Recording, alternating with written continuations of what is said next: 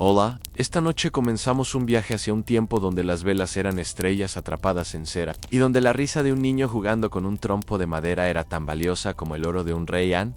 Así que, antes de que te acomodes, tómate un momento para darle me gusta al video y suscribirte, pero solo si genuinamente disfrutas lo que hago aquí, y cuéntame en los comentarios desde dónde nos escuchas. ¿Y qué hora es para ti? Siempre es fascinante ver quién nos acompaña desde distintos rincones del mundo. No imagina, por un momento, que el sol se está poniendo sobre un paisaje de colinas verdes salpicadas de pequeñas aldeas. El humo de las chimeneas se eleva en espirales perezosas hacia un cielo que comienza a teñirse de violeta. En algún lugar, detrás de los muros de un castillo de piedra gris, alguien mueve una pieza de marfil sobre un tablero de ajedrez. El sonido es apenas un susurro, un clic suave que se pierde entre el crepitar del fuego. El ajedrez llegó a Europa desde Persia en el siglo IX, cruzando desiertos y mares, como un viajero silencioso que traía consigo siglos de sabiduría. Los nobles lo llamaban el juego real debido a su enorme popularidad. Y en las noches largas de invierno, cuando el viento aullaba contra las ventanas de piedra, los señores y sus damas se sentaban frente a tableros tallados con delicadeza, moviendo torres y caballos como si comandaran ejércitos invisibles.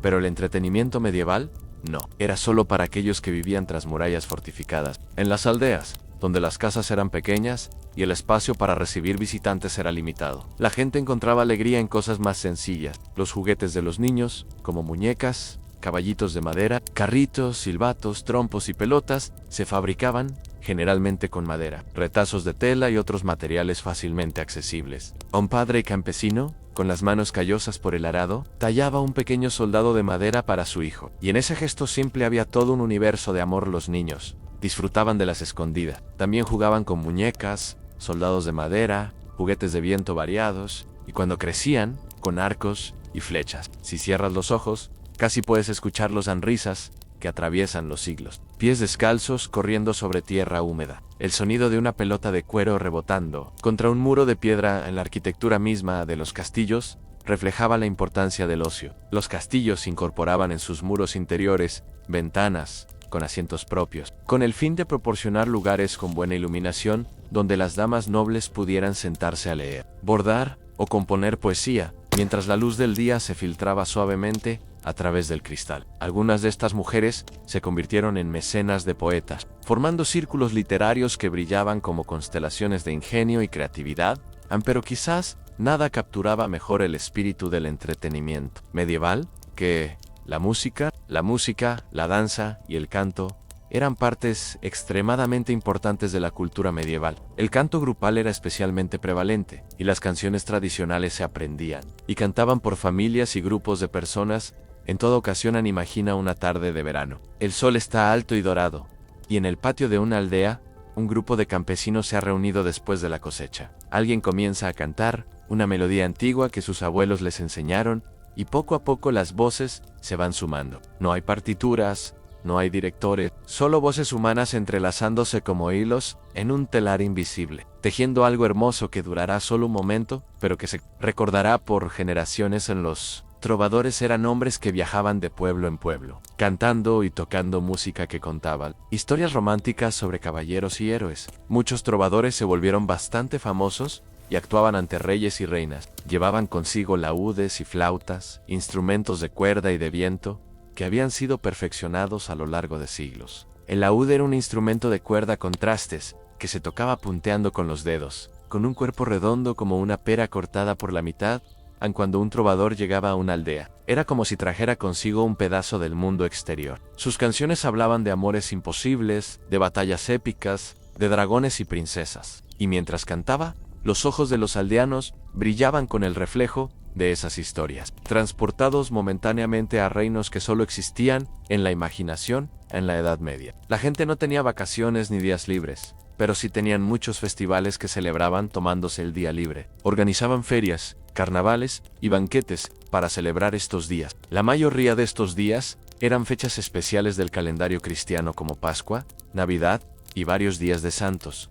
Estos festivales eran como oasis en el desierto del trabajo diario. En esos días, los aldeanos locales se reunían y organizaban una gran fiesta. Había mucha comida, bebida, música, juegos y baile. El señor del castillo podía ofrecer un barril de cerveza a sus siervos, y por unas horas, las jerarquías se difuminaban ligeramente. Como colores que se mezclan en el agua en las ferias, también presentaban baile y canto comunal, ambas formas populares de entretenimiento en la Inglaterra medieval. Especialmente popular era el villancico, pero no el villancico navideño que conocemos hoy, en tiempos medievales. Un villancico era simplemente una canción cantada por un grupo de bailarines tomados de las manos en círculo. Estas canciones solo ocasionalmente eran religiosas. De hecho, podían ser bastante pícaras, llenas de humor y doble sentido. Tanto que las iglesias a veces las prohibían. En los juegos de salón incluían hot cocos, donde una persona debía arrodillarse con los ojos vendados y adivinar la identidad de quien le golpeaba. Otro juego era Hoodman Blind, donde una persona debía atrapar a otro miembro del grupo, pero con la cabeza cubierta por una capucha. Silo Pinces es el antepasado de nuestra gallinita ciega, un eco que ha sobrevivido siglos para seguir haciendo reír a los niños de hoy en, y mientras la noche caía sobre el mundo medieval, las familias se reunían alrededor del fuego. La narración de historias era una parte esencial de la vida medieval y no necesitaba ser realizada por actores entrenados. Los miembros de la familia se entretenían unos a otros contando cuentos, inventados o memorizados. Un abuelo con la voz ronca por los años hablaba de los viejos tiempos, mientras los niños escuchaban con los ojos muy abiertos, y afuera, las estrellas comenzaban a aparecer una por una, como testigos silenciosos de historias que nunca morirían.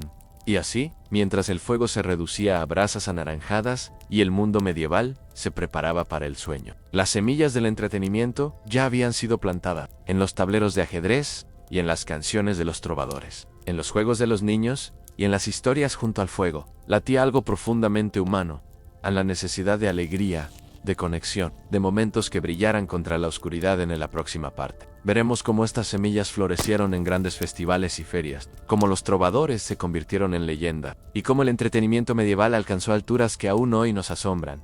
Y mientras las últimas llamas danzaban en la chimenea, el viento nocturno llevaba consigo melodías antiguas, susurros de un tiempo donde la alegría se encontraba en las cosas más sencillas del mundo, y así regresamos, una vez más, a ese mundo de piedra y candela. La noche anterior dejamos a las familias medievales reunidas junto al fuego, con historias flotando en el aire como chispas doradas. Pero el amanecer trae consigo nuevas promesas, y en esta parte caminaremos por los senderos polvorientos que conducen a las grandes ferias. Donde el mundo medieval desplegaba toda su magia, había días en el calendario medieval que brillaban más que otros. Días donde el trabajo se detenía, donde el martillo del herrero quedaba en silencio y el arado descansaba en el campo. Eran los días de festival, y cuando llegaban, algo extraordinario sucedía en el aire mismo de las aldeas y ciudades. La iglesia era la institución más influyente de la época, y así las celebraciones religiosas moldeaban el calendario con festividades como la Navidad, la Pascua, la víspera de Todos los Santos y muchos días de santos locales. Pero aunque el origen fuera sagrado, la celebración era profundamente humana. Las campanas de las iglesias llamaban a misa por la mañana, y después venía la fiesta. Imagina por un momento una plaza de mercado en el siglo XIII. El sol de la mañana cae oblicuo sobre los puestos de madera que se han levantado durante la noche. Hay vendedores de pan recién horneado, y el aroma flota como una bendición sobre la multitud que comienza a congregarse. Hay telas de colores colgando de los toldos, especias que llegaron de tierras tan lejanas que sus nombres suenan a magia. Y en una esquina, un grupo de músicos comienza a afinar sus instrumentos. A las ferias medievales eran eventos multitudinarios que transformaban las ciudades en auténticos festines de entretenimiento. El sonido era un componente esencial. Los músicos tocaban gaitas y tambores, flautas, dulces y sanfonías, ese instrumento de cuerda con manivela que producía un zumbido constante como el ronroneo de un gato gigante. El carillón era otro instrumento popular, un conjunto de campanas afinadas a diferentes tonos que se golpeaban para crear melodías celestiales, pero sí había una figura que encarnaba el espíritu del entretenimiento medieval. Esa era el juglar. Los juglares eran artistas itinerantes que practicaban el arte de la juglaría. Ese oficio único que combinaba música, acrobacia, narración de historias y a veces magia. Viajaban de ciudad en ciudad, de castillo en castillo, llevando consigo no solo entretenimiento, sino también noticias del mundo exterior. Piensa en lo que significaba esto en una época sin periódicos, sin radio, sin ninguna forma de comunicación masiva. Un juglar que llegaba a tu aldea era una ventana al universo. Podía contarte que en el reino vecino había nacido un príncipe, que en tierras lejanas se libraba una guerra, que un santo había realizado un milagro en alguna catedral distante. Y todo esto lo contaba cantando, con rimas que se quedaban grabadas en la memoria como tatuajes invisibles. A los trovadores eran algo diferente, más refinados, más cercanos a la corte. Componían poesía lírica sobre el amor cortés, ese código de conducta romántica que idealizaba a la dama y elevaba el amor a una forma de arte casi religiosa. Un trovador podía pasar años sirviendo a una noble dama, componiendo versos en su honor, suspirando por un amor que quizás nunca se consumaría, pero que alimentaba algunas de las canciones más hermosas de la época. La música medieval que conocemos hoy proviene en gran parte de estos artistas. Usaban instrumentos que ahora nos parecen curiosos, pero que entonces eran la vanguardia de la tecnología musical. El laúd con sus cuerdas de tripa, la vihuela de arco que era antepasada del violín, el salterio que se tocaba punteando como un arpa pequeña, y los instrumentos de viento como la chirimía, precursora del oboe, con su sonido penetrante que podía escucharse sobre el bullicio de cualquier feria. Y hablando de ferias, estas no eran solo lugares de comercio, eran espacios donde florecía todo tipo de entretenimiento. Los acróbatas realizaban proezas que desafiaban la gravedad, caminando sobre cuerdas tensadas entre dos postes, mientras la multitud contenía el aliento. Había títeres y marionetas que contaban historias bíblicas o fábulas populares, con voces chillonas que hacían reír a los niños. Los domadores mostraban animales exóticos, un oso que bailaba torpemente al son de un tambor. Monos vestidos con pequeños trajes que imitaban a los nobles a las tabernas medievales también jugaban un papel crucial en el entretenimiento. Después de un día de trabajo, los hombres se reunían en estos establecimientos para beber cerveza o hidromiel, y el entretenimiento surgía de manera natural. Los juegos de dados eran enormemente populares, tanto que las autoridades intentaban regularlos sin mucho éxito. Se apostaban monedas, a veces más de lo que uno podía permitirse, y las noches en las tabernas podían terminar en celebración o en peleas, dependiendo de cómo rodaran los dados. Pero había entretenimientos más oscuros también. Los combates de animales eran espectáculos comunes, donde perros peleaban contra osos o toros, rodeados de multitudes que apostaban y gritaban. No podemos romantizar el pasado. La crueldad convivía con la belleza, como convive en toda época humana. Mencionamos esto no para juzgar, sino para recordar que el entretenimiento medieval, como todo lo humano, contenía luces y sombras. En contraste, las representaciones teatrales religiosas ofrecían algo más elevado. Los misterios y milagros eran obras que se representaban en las plazas de las ciudades, generalmente durante festividades importantes. Actores aficionados, a menudo miembros de gremios, interpretaban escenas de la Biblia o vidas de santos. Los escenarios podían ser elaborados carros que se movían de plaza en plaza, cada uno representando una escena diferente de la historia sagrada. Entonces, estos espectáculos duraban a veces días enteros. La gente traía comida, se sentaba en el suelo o en bancos improvisados, y veía desplegarse ante sus ojos las grandes narrativas de su fe. Era entretenimiento, sí, pero también era comunión, educación y un recordatorio de que pertenecían a algo más grande que sus vidas individuales. Y cuando caía la noche sobre la feria, las antorchas se encendían una por una, transformando la plaza en un mar de luz danzante. La música continuaba, más suave ahora, y las parejas bailaban en círculos, tomadas de las manos, sus sombras alargándose sobre las paredes de piedra. Los niños, agotados de tanto correr y jugar, se dormían en los brazos de sus madres, mientras los adultos seguían conversando en voz baja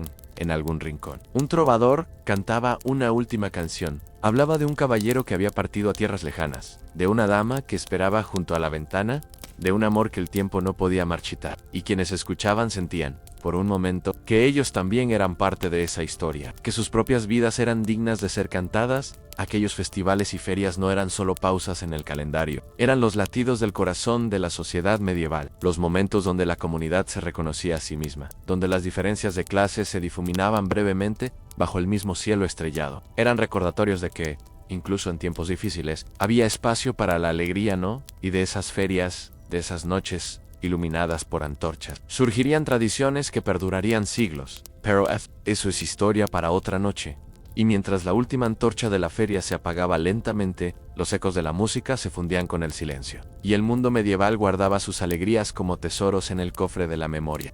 Las antorchas de las ferias se apagaron en nuestra última noche juntos, dejando solo el aroma del humo y los ecos de canciones antiguas. Pero ahora, el camino nos lleva más allá de las plazas del pueblo, más allá de los campos donde los campesinos celebraban sus fiestas sencillas. Esta noche cruzaremos el puente levadizo, y entraremos en el corazón mismo del poder medieval, en los grandes salones de los castillos, donde el entretenimiento alcanzó alturas de esplendor que aún hoy nos dejan sin aliento. El gran salón de un castillo medieval era mucho más que una habitación. Era el centro del universo señorial, el lugar donde se administraba justicia, se recibían embajadores, se celebraban bodas y sobre todo, se ofrecían banquetes que podían durar días enteros. Imagina entrar en uno de estos espacios ante techos altísimos sostenidos por vigas de roble, oscurecido por el humo de generaciones. Tapices que cubrían las paredes de piedra fría mostrando escenas de caza y batallas legendarias. O en el centro, mesas largas cubiertas de manteles, blancos esperando ser llenadas de manjares en los banquetes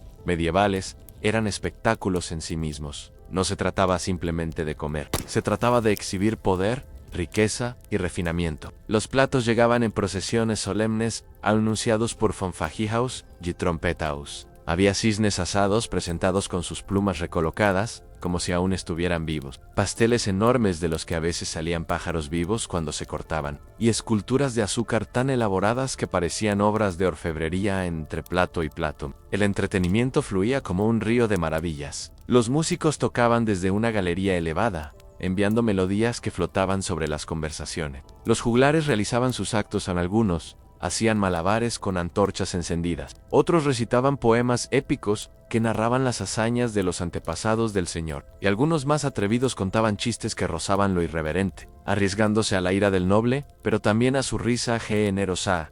El bufón de la corte ocupaba un lugar especial en este mundo. Era el único que podía decir verdades incómodas disfrazadas de locura, el único que podía burlarse del rey sin perder la cabeza. Vestido con ropas multicolores y un gorro con cascabeles, el bufón era a la vez sabio y tonto, inocente y astuto. Su risa era una válvula de escape para las tensiones de la corte, y sus palabras, aunque envueltas en absurdo, a menudo contenían las observaciones más agudas sobre la naturaleza humana. Pero si había un entretenimiento que definía a la nobleza medieval, ese era el torneo. Los torneos eran eventos grandiosos que combinaban deporte, espectáculo militar y ritual social en una celebración que podía durar semanas. Caballeros de toda la región, a veces de reinos distantes, llegaban con sus séquitos, sus estandartes, ondeando al viento. Sus armaduras brillando bajo el sol, a la justa, era el corazón del torneo, dos caballeros montados a caballo, separados por una barrera de madera, cargando uno contra el otro con lanzas de fresno. El objetivo era golpear al oponente con suficiente fuerza para desmontarlo, o al menos romper la lanza contra su escudo en un golpe limpio. El estruendo del impacto, el crujido de la madera al romperse, los gritos de la multitud. Era un espectáculo que aceleraba el corazón de todos los presentes. Las damas de la corte observaban desde tribunas decoradas con telas finas, y era costumbre que un caballero llevara el favor de su dama un pañuelo, una cinta, una manga bordada que ataba a su lanza o a su yelmo. Ganar un torneo en nombre de una dama era el acto supremo de devoción cortesana, y los trovadores componían canciones sobre estos momentos que se cantarían durante generaciones.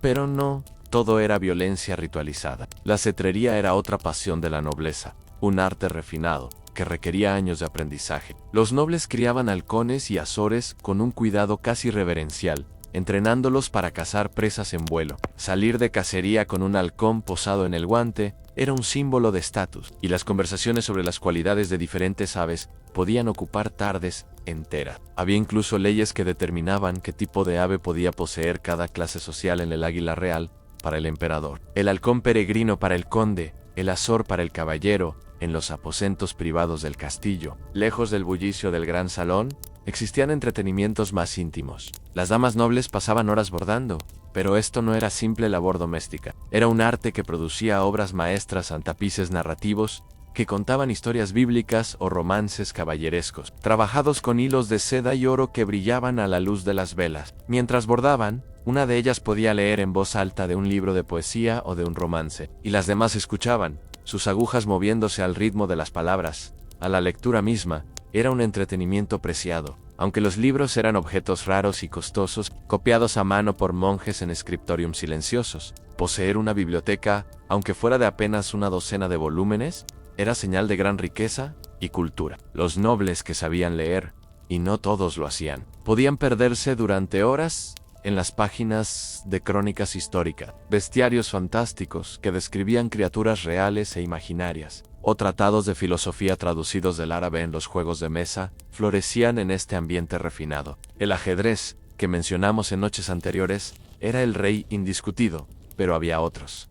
Las tablas reales, ancestro del backgammon moderno, era enormemente popular combinando estrategia con el azar de los dados. El alquerque, precursor de las damas, se jugaba en tableros tallados en piedra o madera, y había juegos de cartas que comenzaban a llegar desde el este, trayendo consigo nuevas formas de apostar y competir en la danza en la corte. Era muy diferente de los bailes circulares de las aldeas. Había coreografías elaboradas que debían aprenderse, pasos precisos que demostraban gracia y educación. Un joven noble que no supiera bailar correctamente sería motivo de vergüenza para su familia. Las danzas cortesanas eran conversaciones sin palabras, oportunidades para el coqueteo sutil, para demostrar elegancia y para establecer o confirmar posiciones sociales, y cuando la noche caía sobre el castillo, cuando los invitados se retiraban a sus aposentos y los sirvientes comenzaban a limpiar el gran salón, quedaba un último entretenimiento en la conversación, el arte de hablar con ingenio, de contar anécdotas interesantes, de debatir cuestiones filosóficas o teológicas,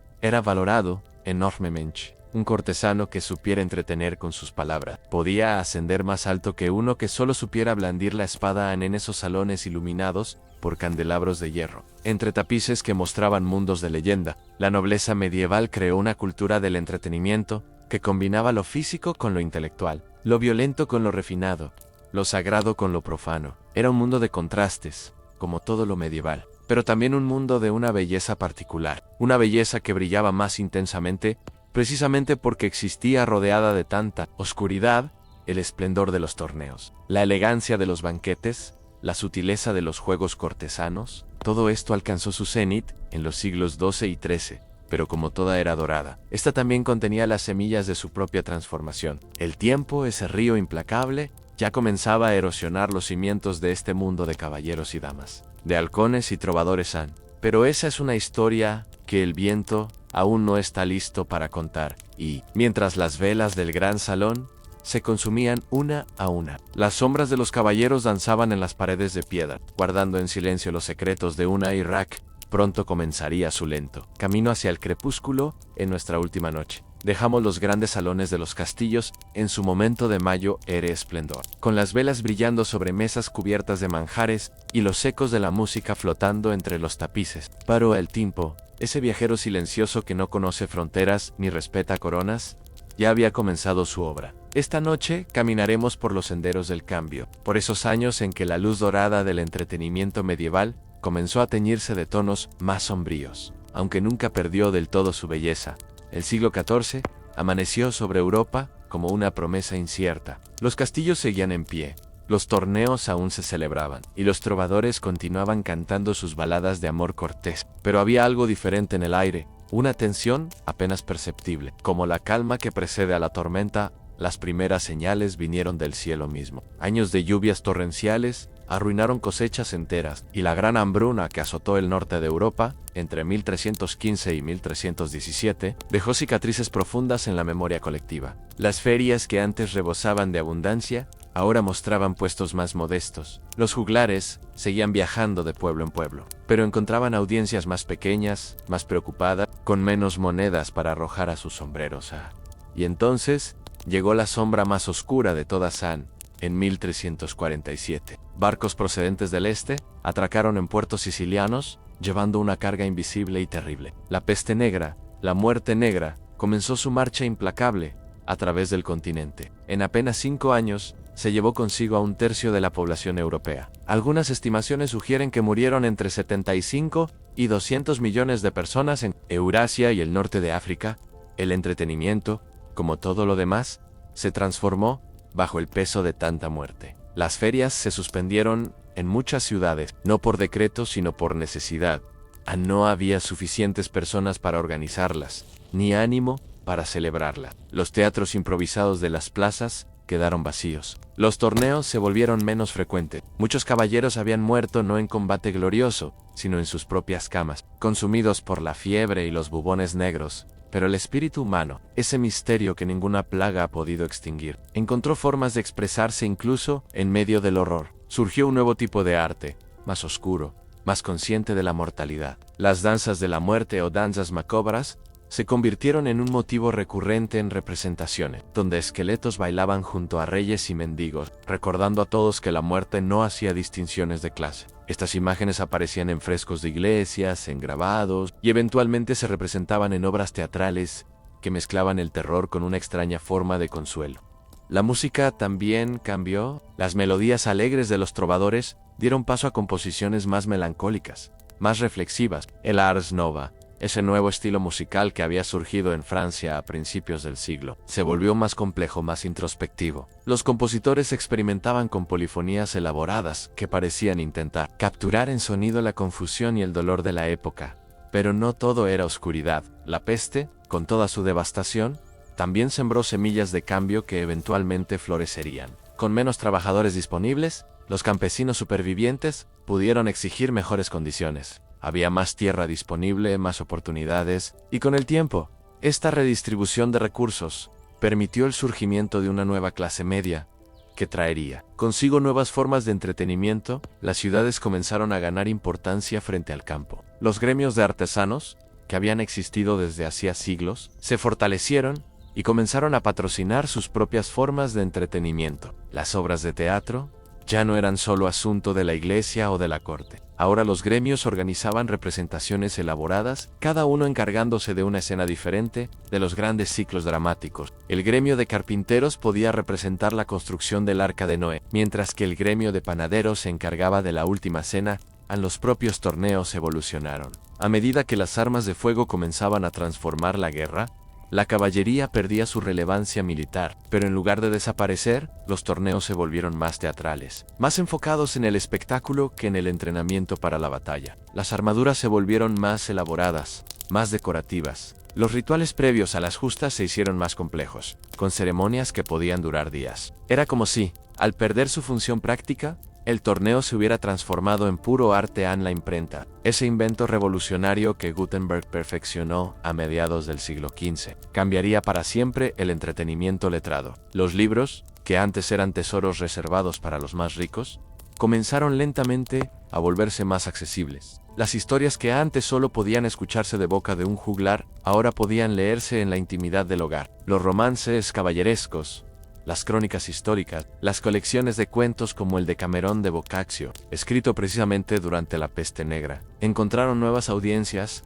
El teatro también se secularizó gradualmente. Junto a los misterios y milagros religiosos, surgieron las farsas y los entremeses, obras cómicas que se burlaban de maridos celosos, esposas astutas, clérigos codiciosos y nobles tontos. La risa, que durante los años más oscuros de la peste había parecido imposible, regresaba ahora con fuerza, aunque quizás con un tono más ácido. Más consciente de la fragilidad de todas las cosas, a las tabernas y posadas se multiplicaron en los caminos de una Europa que volvía lentamente a moverse. Los viajeros llevaban consigo juegos, canciones, historias. Los dados seguían rodando sobre mesas de madera gastada, y las cartas, que ahora se imprimían en serie gracias a la nueva tecnología, se volvían cada vez más populares. El tarot, que algunos usaban para adivinar el futuro, y otros simplemente para jugar, se extendía por Italia, Francia y España, y en medio de todos estos cambios, algo permanecía constante en la necesidad humana de reunirse, de compartir historias, de encontrar momentos de alegría incluso cuando el mundo parecía desmoronarse. Las familias seguían cantando juntas en las noches de invierno. Los niños seguían jugando con muñecos de trapo y espadas de madera. Los enamorados seguían bailando bajo las estrellas durante las fiestas de San Juan.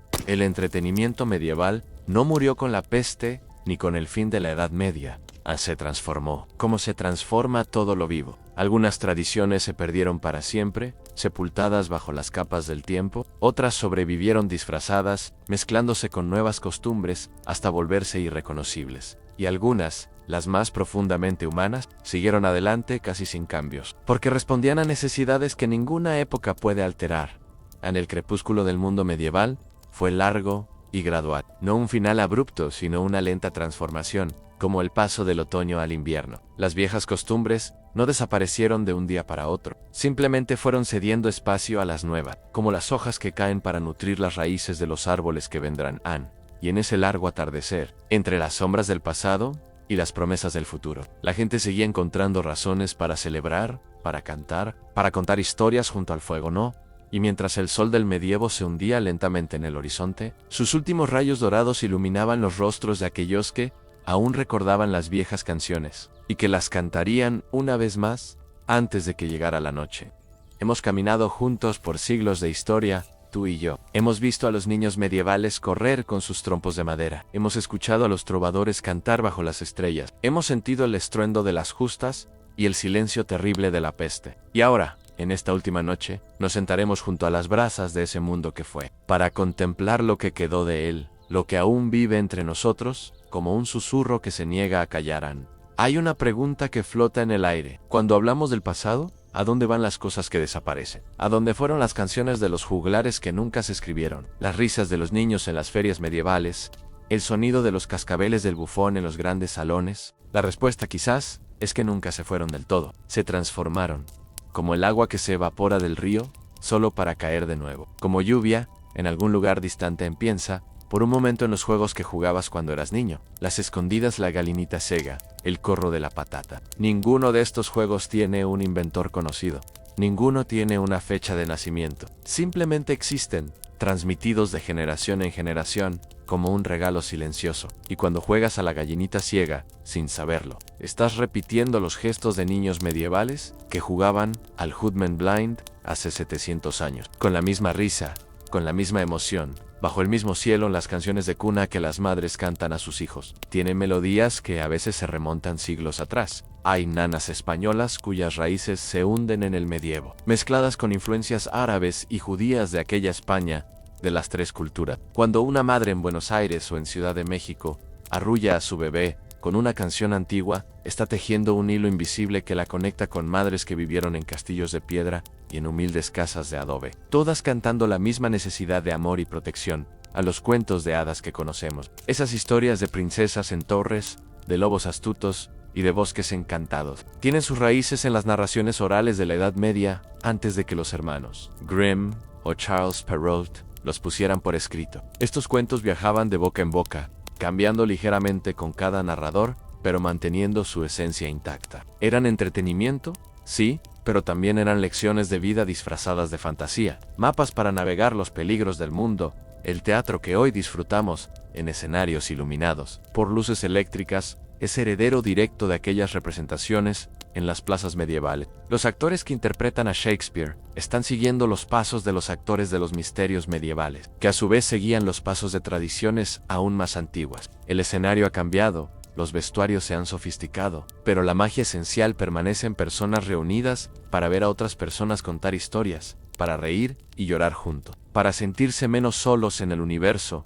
A los festivales que celebramos hoy llevan dentro de sí el eco de las ferias medievales. El carnaval, con sus máscaras y su permiso temporal para romper las reglas, desciende directamente de las celebraciones que precedían a la Cuaresma en la Europa medieval. Las fiestas patronales de los pueblos latinoamericanos, con sus procesiones, su música, su comida compartida en las plazas, son herederas de aquellos días santos donde el trabajo se detenía y la comunidad se reunía para celebrar algo más grande que ella misma. Incluso el concepto mismo de fin de semana, de días dedicados al descanso y al ocio, tiene raíces en aquella época. El domingo como día de reposo obligatorio, establecido por la Iglesia medieval, fue el primer reconocimiento institucional de que los seres humanos necesitan tiempo para algo más que trabajar. Los campesinos medievales, a pesar de sus vidas duras, tenían más días festivos al año que muchos trabajadores modernos. Quizás sabían algo que nosotros hemos olvidado. En la música medieval no desapareció. Evolución. Los instrumentos cambiaron de forma, de materiales, de nombre, pero la necesidad de crear melodías, de expresar emociones a través del sonido, siguió intacta. El laúd se transformó en la guitarra. Las canciones de los trovadores sobre el amor imposible se convirtieron en baladas, en boleros, en canciones pop. El amor courts, esa idea de que el amor es una fuerza que ennoblece, que nos hace mejores, sigue vivo en cada canción de amor que se escribe hoy, en los juegos de mesa que jugamos en familia. Durante las noches de invierno son descendientes directos de aquellos tableros medievales. El ajedrez sigue siendo el mismo juego que jugaban reyes y nobles hace 1000 años. Con las mismas piezas, las mismas reglas, los mismos dilemas estratégicos. Cuando mueves un alfil, o sacrificas un peón. Estás participando en una tradición que ha sobrevivido imperios, guerras, revoluciones y pandemia. Y las historias, sobre todo, las historias. La humanidad nunca ha dejado de contarse historias, porque las historias son la forma en que entendemos quiénes somos, de dónde venimos, hacia dónde vamos. Los juglares medievales fueron reemplazados por novelistas, por guionistas de cine, por creadores de series de televisión, por personas que hacen videos en internet contando historias antes de dormir. El medio cambia, pero la necesidad permanece. Somos criaturas Nahachivals y lo seremos siempre en esta noche. Mientras escuchas estas palabras, estás participando en una tradición que tiene miles de años. Alguien te está contando una historia para ayudarte a dormir, para llevarte suavemente desde el ajetreo del día hacia la quietud de la noche. Los padres medievales hacían lo mismo con sus hijos, sentados junto al fuego, con las sombras bailando en las paredes, y sus padres lo hacían antes que ellos, y los padres de sus padres, en una cadena que se pierde en la niebla del tiempo. El entretenimiento medieval no fue solo una forma de pasar el rato, fue una expresión de lo más profundamente humano, a la necesidad de alegría, de belleza, de conexión con otros seres humanos. En un mundo donde la vida era corta e incierta, donde la muerte acechaba en cada esquina, la gente encontraba razones para cantar, para bailar, para reír, y en eso, no eran diferentes de nosotros, aun cuando miras a un niño jugar. Estás viendo el mismo milagro que ocurría en las plazas medievales. Cuando escuchas música que te emociona, estás sintiendo lo mismo que sentían los nobles en los grandes salones al escuchar a un trovador. Cuando te reúnes con familia y amigos para celebrar, estás continuando una tradición que comenzó mucho antes de que existieran las naciones. Las fronteras, los idiomas que hablamos hoy, a las brasas de la memoria medieval, siguen brillando, aunque a veces no las veamos. Están en nuestros juegos, en nuestras canciones, en nuestras historias, en nuestra forma de celebrar y de buscar la alegría. Están en nosotros, porque somos los herederos de aquellos que vivieron, amaron y jugaron hace siglos,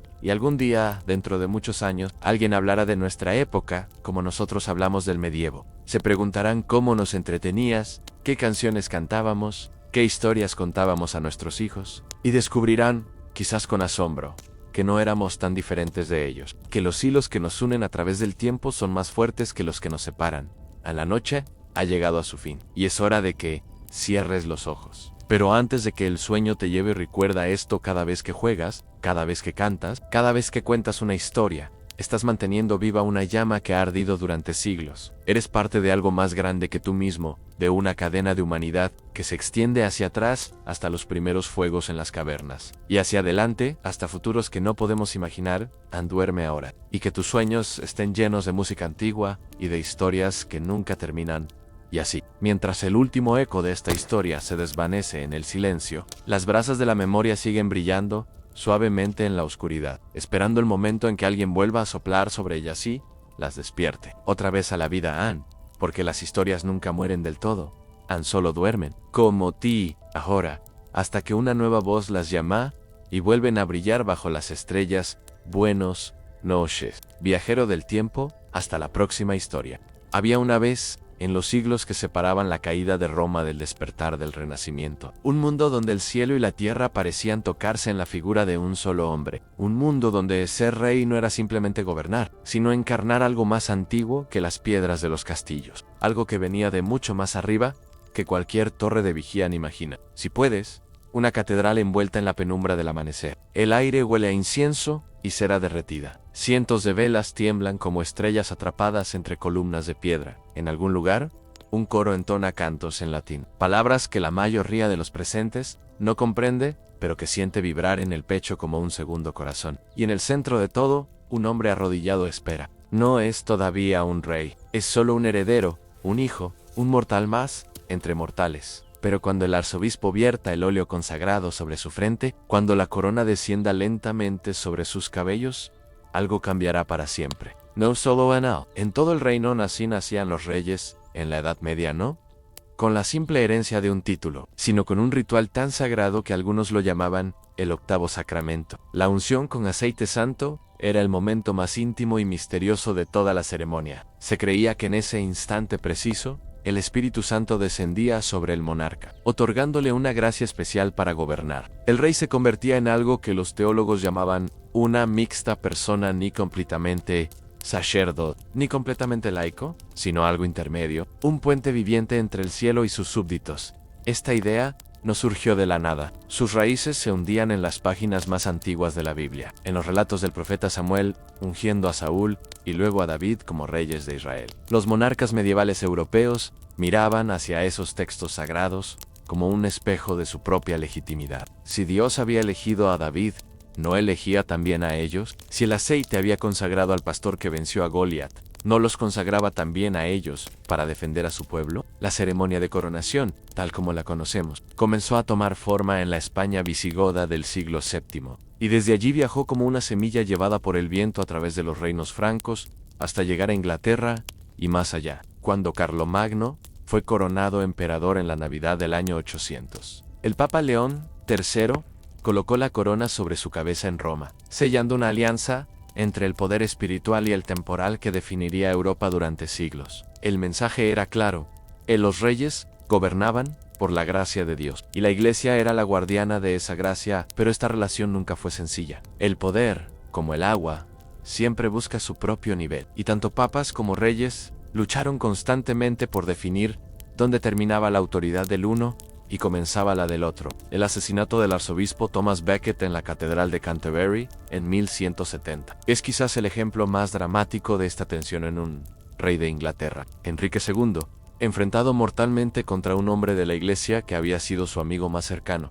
Sin embargo, más allá de las luchas por el poder, existía una creencia genuina y profunda en el carácter sagrado del rey. La gente común miraba a su monarca con una mezcla de temor y esperanza que hoy nos cuesta imaginar. En Inglaterra y Francia, se creía que el toque del rey podía curar enfermedades, especialmente la escrófula. Miles de personas hacían fila para ser tocados por manos que habían sido ungidas con aceite santo, en un mundo sin antibióticos ni hospitales, donde la vida era frágil como una vela en el viento. Esa esperanza significaba todo en el rey medieval. No gobernaba desde un palacio lejano, firmando decretos. Su corte era itinerante, moviéndose constantemente por el reino, deteniéndose en castillos y monasterios, haciéndose visible ante sus súbditos. Necesitaba ser visto para ser creído. Necesitaba mostrar su poder en persona, presidiendo juicios, recibiendo juramentos, liderando ejércitos. Un rey que se escondía era un rey que pronto dejaría de serlo, y el trono no era un asiento cómodo. Desde el momento en que la corona tocaba su cabeza,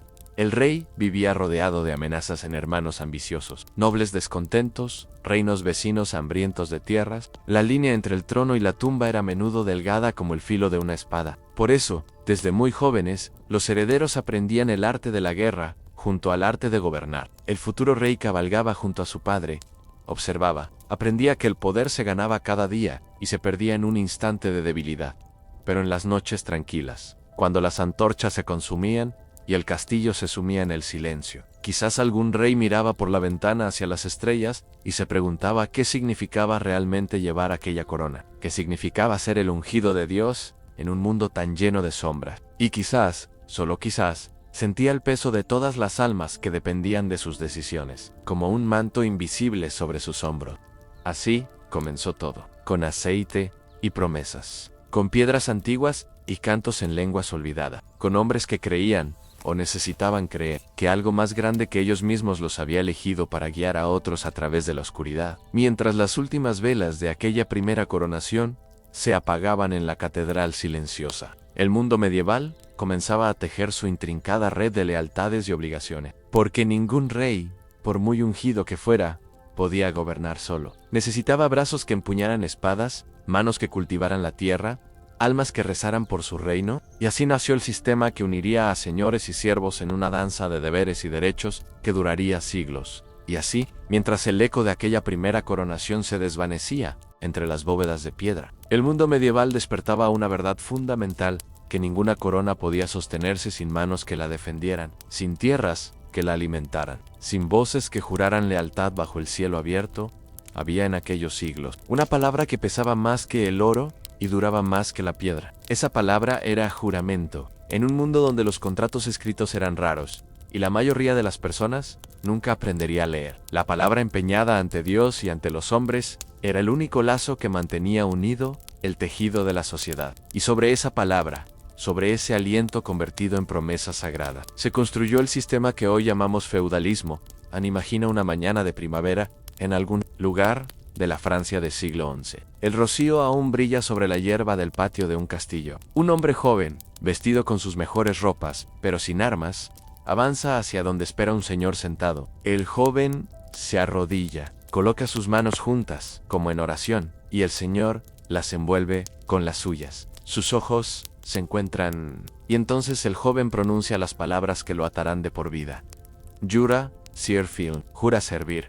Jura defender a su señor contra todos los enemigos de este mundo. A cambio, el señor promete protección y sustento. Le entrega un puñado de tierra, o una rama, o un anillo en símbolos de las tierras que ahora podrá administrar. El vasallo se pone de pie. Ya no es el mismo hombre que se arrodilló momentos antes. Este ritual, llamado homenaje, se repetía miles de veces cada año a lo largo de toda Europa. Era el corazón palpitante del orden medieval, porque el rey, por muy ungido que fuera, no podía estar en todas partes. No podía defender cada frontera, administrar cada aldea, juzgar cada disputa, necesitaba delegar su poder.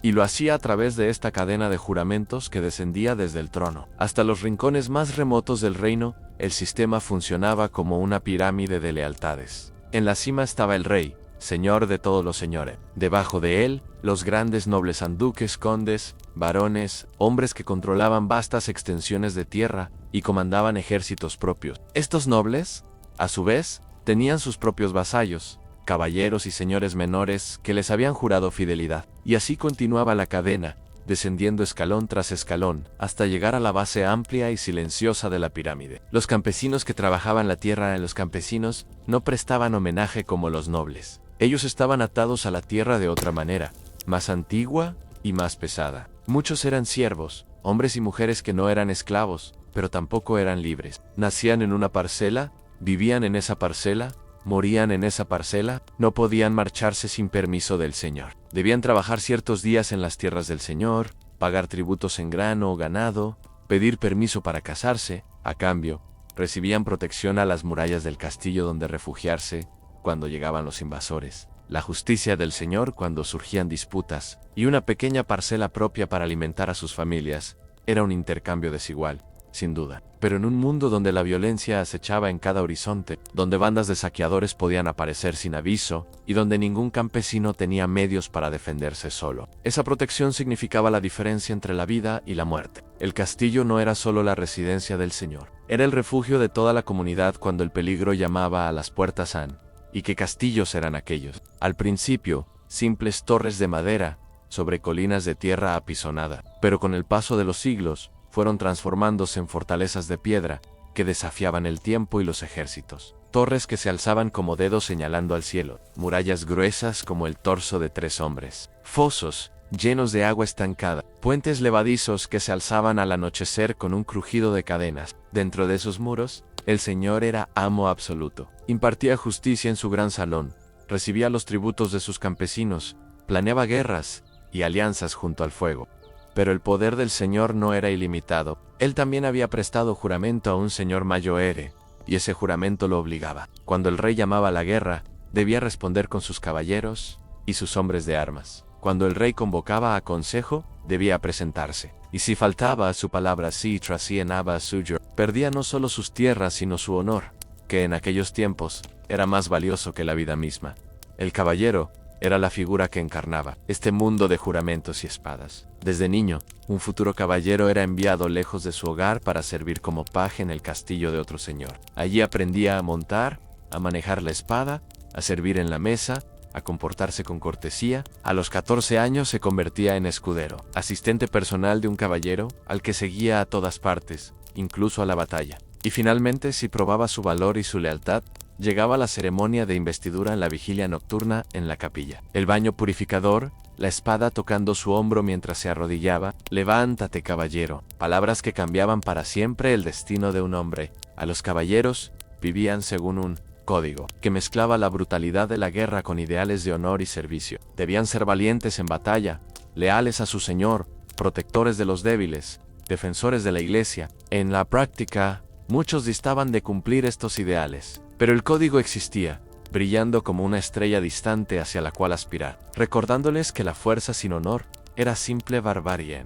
Y así, giraba el mundo medieval, sostenido por palabras pronunciadas de rodillas, por manos entrelazadas, por tierras entregadas y servicios debidos. Era un sistema imperfecto, a menudo cruel, plagado de abusos y desigualdades. Pero era también un sistema de obligaciones mutuas, donde incluso el más poderoso señor debía algo a quienes servían bajo su estandarte. Nadie era completamente libre, pero nadie estaba completamente solo en las noches de invierno, cuando el viento aullaba contra las murallas y la nieve cubría los campos dormidos. Señores y campesinos por igual se acercaban al fuego. Y quizás, en ese calor compartido, en ese refugio común contra la oscuridad, podían sentir por un momento que eran parte de algo más grande que ellos mismos. Una cadena de vidas entrelazadas que se extendía, desde el trono hasta la más humilde choza, desde los juramentos de los poderosos hasta el silencioso trabajo de quienes araban la tierra ahí. Mientras los años se acumulaban como hojas de otoño sobre los caminos del reino, las cortes de los reyes comenzaban a florecer con nuevos esplendores y nueva sombra. Porque donde hay poder, hay también ambición. Y donde hay coronas, hay siempre manos que sueñan con alcanzarlas. A los juramentos habían tejido su red a través del reino, y la pirámide de lealtades se alzaba firme bajo el cielo medieval. Pero en el corazón de esa pirámide, donde la corona descansaba sobre cabellos ungidos con óleo sagrado, latía un mundo de esplendores y peligros que pocos llegaban a conocer.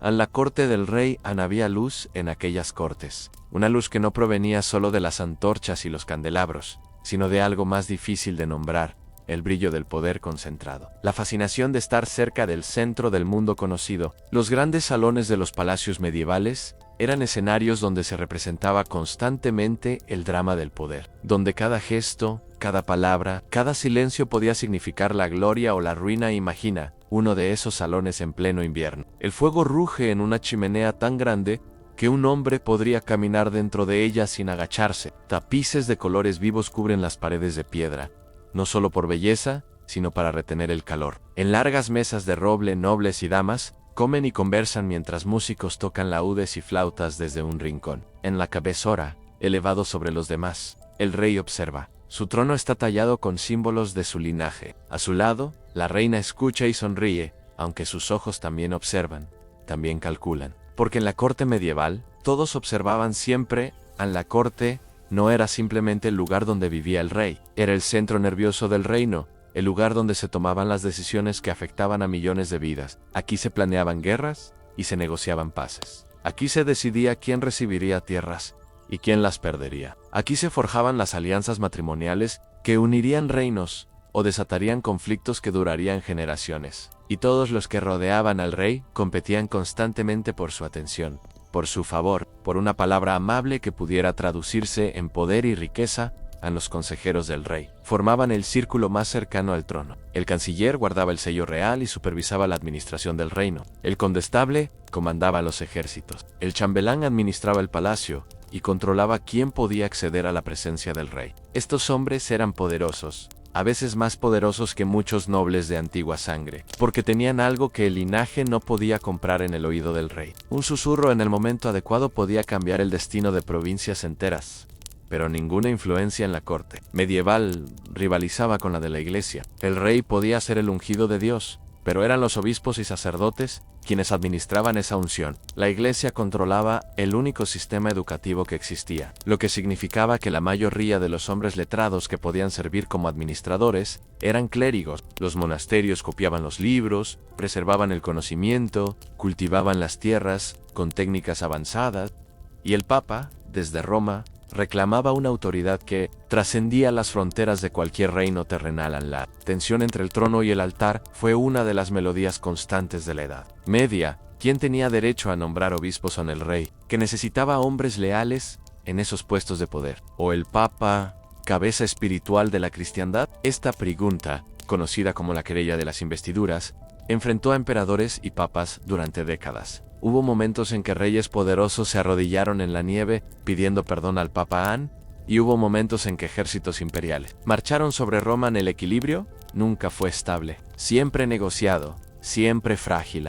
En medio de estas luchas por el poder, las mujeres de la corte tejían sus propias redes de influencia. La reina no era simplemente la esposa del rey, era una figura política de primera importancia. Administraba vastas propiedades que formaban su dote. Actuaba como regente cuando el rey partía a la guerra. Educaba a los herederos del trono, moldeando así el futuro del reino. Algunas reinas, como Leonor y Aquitania, fueron figuras de extraordinario poder que rivalizaron con reyes y papas por igual. Otras trabajaron en las sombras, moviendo hilos que nadie veía hasta que era demasiado tarde. A los matrimonios reales eran asuntos de Estado, negociados con la misma seriedad que los tratados de paz. Una princesa enviada a un reino extranjero llevaba consigo no solo su dote, sino las esperanzas de alianzas duraderas, de herederos que unirían dos coronas, de paces que podrían sobrevivir a las generaciones. Estas jóvenes a menudo partían siendo casi niñas hacia tierras donde no conocían a nadie, donde no hablaban el idioma, donde todo era extraño y potencialmente hostil. Algunas florecieron en sus nuevos hogares, otras vivieron vidas de soledad dorada, prisioneras de su propio rango, y luego estaban las intrigas. La corte medieval era un nido de conspiraciones donde las sonrisas ocultaban puñales y las palabras amables envolvían veneno. Los hermanos del rey soñaban con el trono, los nobles descontentos planeaban rebeliones, los embajadores extranjeros espiaban y sobornaban. Cada banquete podía ser el escenario de un asesinato. Cada cacería podía terminar con una flecha perdida que encontraba la espalda equivocada. Los reyes dormían con guardias en la puerta, pero ninguna guardia podía proteger contra la traición de quienes ya estaban dentro. A la justicia del rey era el último recurso para quienes no encontraban remedio en ningún otro lugar. En ciertos días señalados, cualquier súbdito podía acercarse al trono a presentar su queja. El rey escuchaba, juzgaba, sentenciaba. Esta imagen del rey, como fuente suprema de justicia, era central para la legitimidad del poder real. Un buen rey era ante todo un rey justo, y un rey justo no solo castigaba a los culpables, también protegía a los débiles contra los abusos de los poderosos. Pero la justicia medieval era también cruel según nuestros ojos modernos. Los castigos incluían mutilaciones, marcas con hierro candente, y ejecuciones públicas diseñadas para servir como espectáculo y advertencia. Las mazmorras de los castillos guardaban prisioneros que a veces pasaban años olvidados en la oscuridad. Y para ciertos crímenes, especialmente aquellos que tocaban la autoridad del rey o de la iglesia, la tortura era un método aceptado de investigación. La misericordia existía, pero era un don que el rey otorgaba, no un derecho que el acusado pudiera reclamar en las noches de verano, cuando la corte se retiraba a los jardines y el aire traía el perfume de las rosas. Podía parecer que aquel mundo era solo belleza y refinamiento. Los trovadores cantaban poemas de amor cortés. Las damas bordaban mientras escuchaban historias de caballeros y dragones. Los jóvenes nobles practicaban esgrima y galanterías. Pero incluso en esos momentos de aparente paz, las miradas se cruzaban con mensajes ocultos. Las manos rozaban otras manos en promesas peligrosas, y en algún rincón sombreado, dos hombres intercambiaban palabras que podían derribar dinastías, y, mientras las cortes resplandecían con sus luces y sus sombras, el tiempo continuaba su marcha silenciosa. Las estaciones giraban, los reyes envejecían, y en los márgenes del orden establecido comenzaban a escucharse voces nuevas, voces de ciudades que crecían, de comerciantes que se enriquecían, de campesinos que empezaban a preguntarse si el mundo tenía que ser siempre así. El crepúsculo del viejo orden se acercaba. Aunque pocos lo sabían todavía durante siglos, el orden medieval había parecido tan eterno como las estaciones. Los reyes reinaban por gracia divina, los señores protegían sus tierras, los campesinos trabajaban los campos de sus ancestros, pero nada hecho por manos humanas dura para siempre. Y lentamente, como grietas que aparecen en una muralla antigua, el viejo mundo comenzaba a fracturarse. A las primeras señales llegaron de los lugares más inesperados, de las ciudades. Durante los primeros siglos medievales, las ciudades habían sido sombras de lo que fueron en tiempos de Roma, pequeñas, sucias, apenas más que aldeas amuralladas, donde vivían artesanos y comerciantes bajo la autoridad de algún señor o obispo. Pero algo comenzó a cambiar alrededor del siglo XI. Las rutas comerciales se reactivaron, los mercados crecieron, y con ellos, las ciudades comenzaron a despertar de su largo sueño.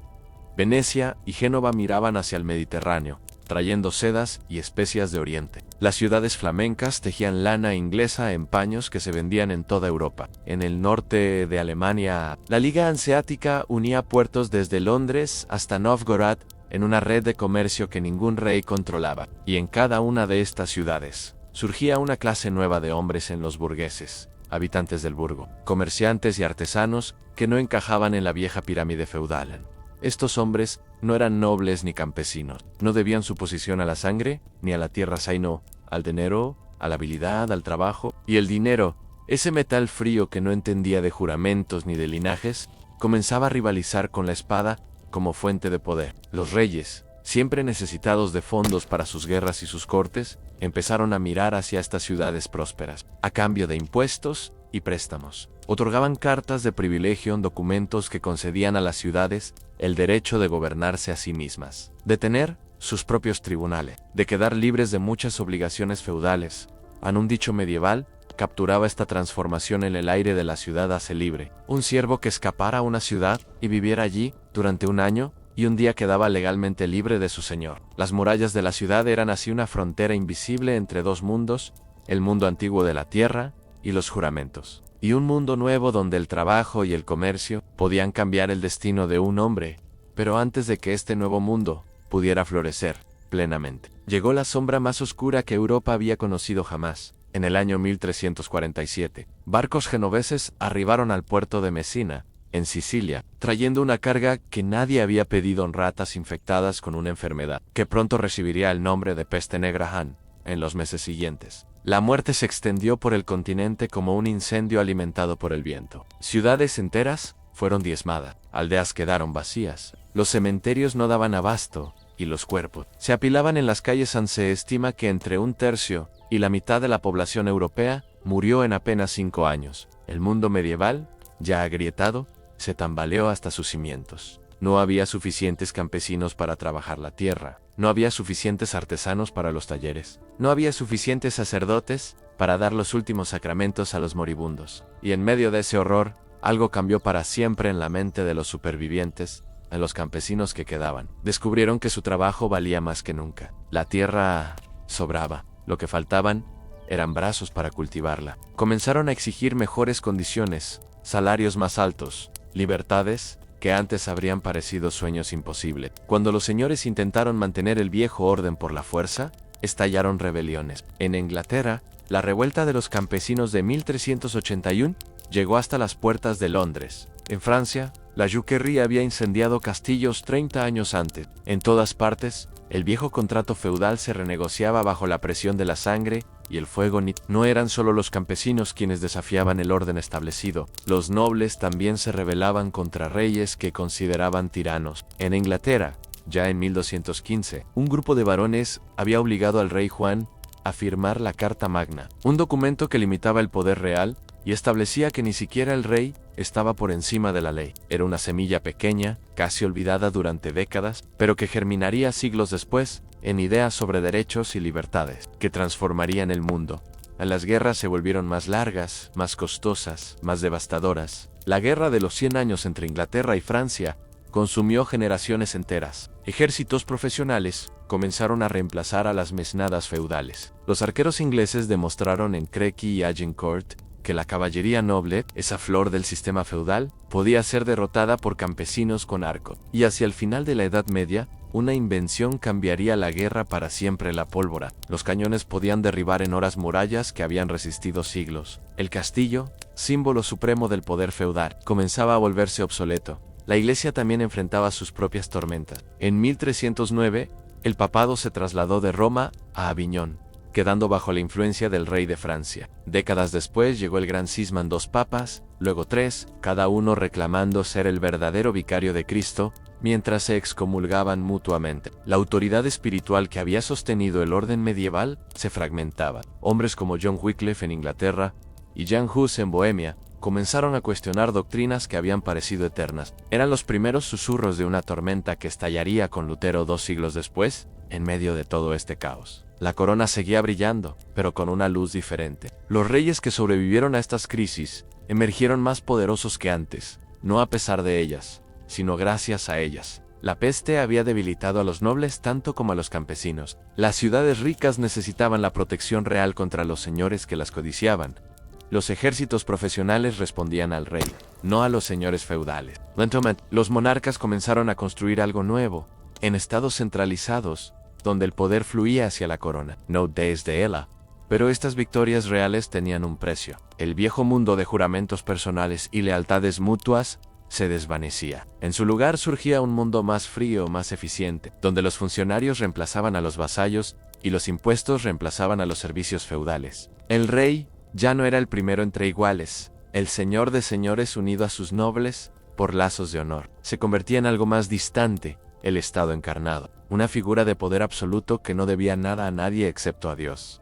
Y mientras el sol se ponía sobre el viejo orden, muchos debieron preguntarse si el mundo que amanecería sería mejor o peor que el que habían conocido. Las certezas antiguas se desmoronaban, nada parecía seguro, pero así es siempre el crepúsculo, a un momento suspendido entre lo que fue y lo que será, cuando la luz se mezcla con la sombra y todo parece posible. Y así, mientras los últimos ecos del mundo feudal se desvanecían como campanas distantes al anochecer, la historia continuaba su marcha. Las piedras de los castillos abandonados se cubrían de musgo. Las palabras de los viejos juramentos se olvidaban, pero algo permanecía, algo más duradero que las coronas y los tronos, a las historias de aquellos que vivieron, amaron y murieron bajo el cielo medieval. Y esas historias, como brasas que nunca se apagan del todo, esperaban ser recordadas en el crepúsculo. Había llegado. Las viejas certezas se habían desvanecido como la niebla de la mañana, y un mundo nuevo emergía entre las ruinas del antiguo. Pero antes de que cerremos los ojos a esta noche de historia, detengámonos un momento, respiremos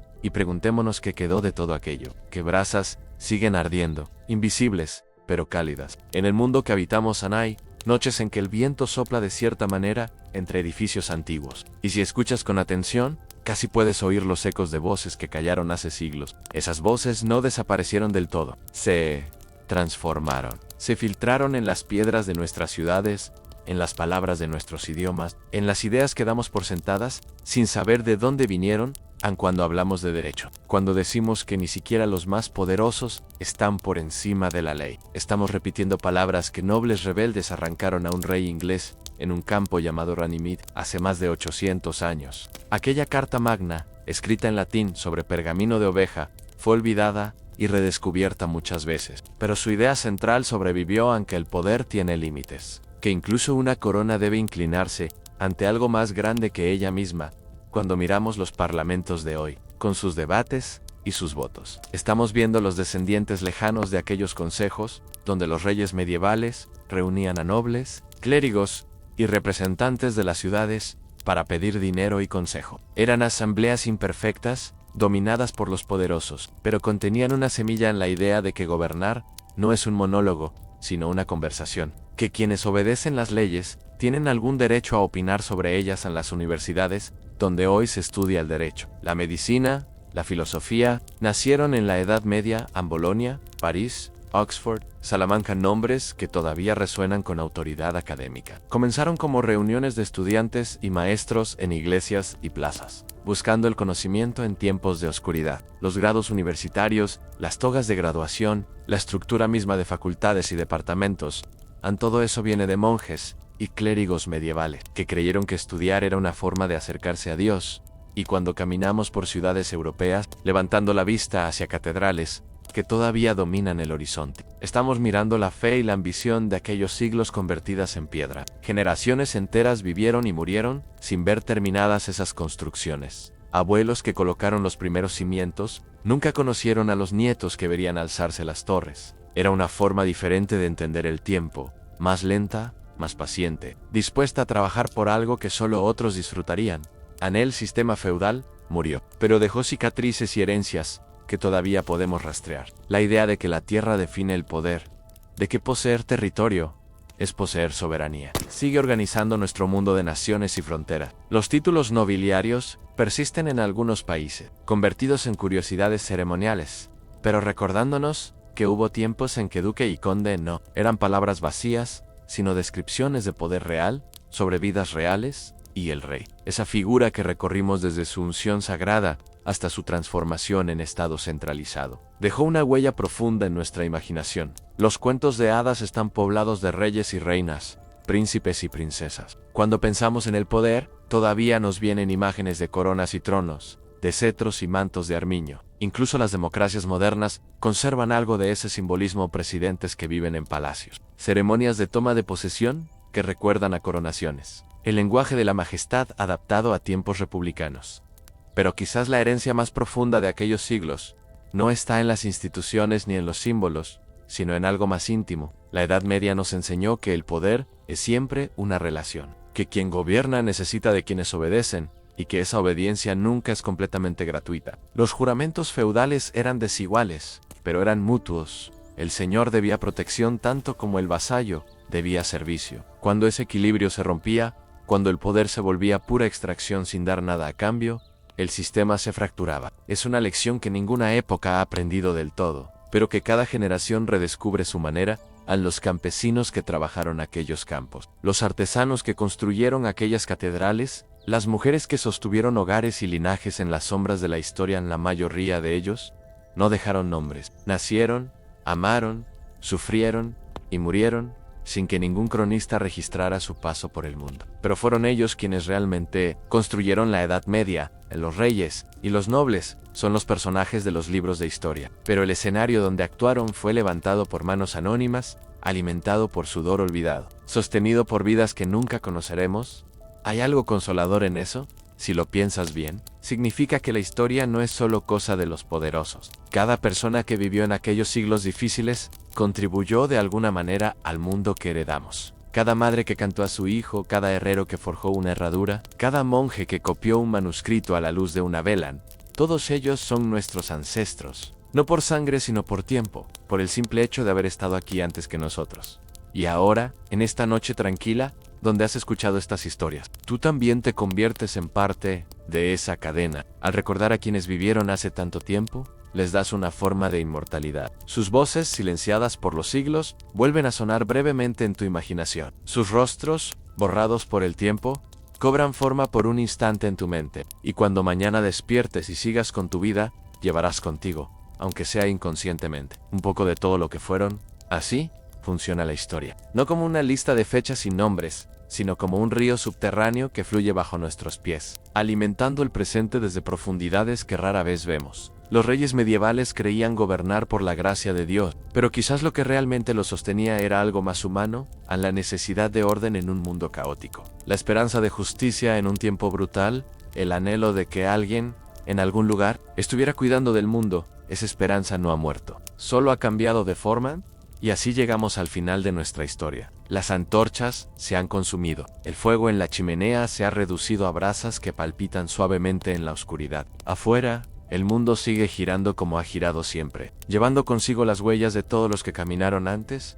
A los reyes de la Edad Media duermen ahora en tumbas de piedra, con sus nombres grabados en epitafios que pocos leen. Sus coronas se exhiben en museos, detrás de cristales que los separan de las manos que alguna vez las levantaron. Sus castillos, algunos en ruinas, otros convertidos en hoteles o atracciones turísticas. Ya no escuchan el sonido de espuelas en los pasillos, ni el murmullo de conspiraciones en los rincones. Pero algo permanece. Siempre permanece algo en las noches claras, cuando las estrellas brillan sobre los campos que alguna vez fueron feudos, sobre las ciudades que alguna vez fueron burgos amurallados, sobre las catedrales que alguna vez fueron la obra más ambiciosa que la humanidad podía imaginar. El pasado y el presente se tocan brevemente. Y si escuchas con atención, con el corazón abierto y la mente en calma, casi puedes oír el eco de aquellas voces antiguas, susurrando sus historias al viento. Buenas noches. Que los sueños te lleven a lugares donde el tiempo se mueve despacio y las historias nunca terminan del todo. Mientras la última brasa de esta noche se desvanece en ceniza tibia, el mundo gira en silencio bajo las estrellas, guardando en su memoria de piedra y tierra las vidas de todos los que alguna vez levantaron la mirada hacia el mismo cielo, preguntándose cómo nosotros, qué significaba estar vivos. Gracias por acompañarme en este viaje, a través de las sombras y los esplendores de la Edad Media. Si estas historias te ayudaron a cerrar los ojos con paz, si te llevaron a soñar con otros tiempos y otras vidas, entonces cumplieron su propósito. Hasta la próxima noche, hasta la próxima historia. Cuídate mucho, cuídate mucho.